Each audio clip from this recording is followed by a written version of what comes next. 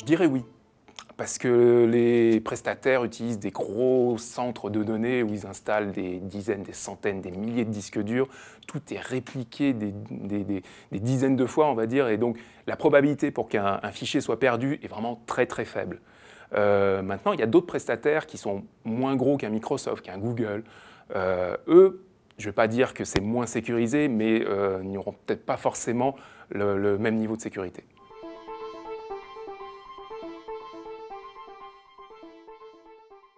Il y a quand même des risques. Le problème, c'est que tous ces services utilisent un login, un mot de passe, donc un identifiant qui peut tomber entre de mauvaises mains. Quelqu'un qui va arriver sur votre ordinateur et qui va pouvoir accéder à toutes ces données, après tout, c'est une forme de piratage. Maintenant, quelqu'un qui va accéder au serveur directement sans véritablement avoir ces identifiants, c'est quand même assez peu probable. Mais en tout cas, le problème il se situe plus au niveau de l'ordinateur ou du terminal mobile de l'utilisateur.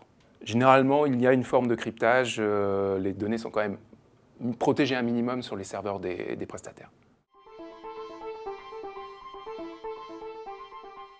En cas de problème, en cas de faillite, en cas de fermeture annoncée, généralement, il y a un message qui est envoyé aux utilisateurs, soit par mail, soit directement sur le site web.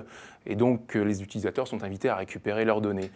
Il est extrêmement rare qu'un service ferme du jour au lendemain, la seule exception pouvant être quand même Megaupload, qui était un service de stockage dans le cloud, mais qui finalement a fermé du jour au lendemain.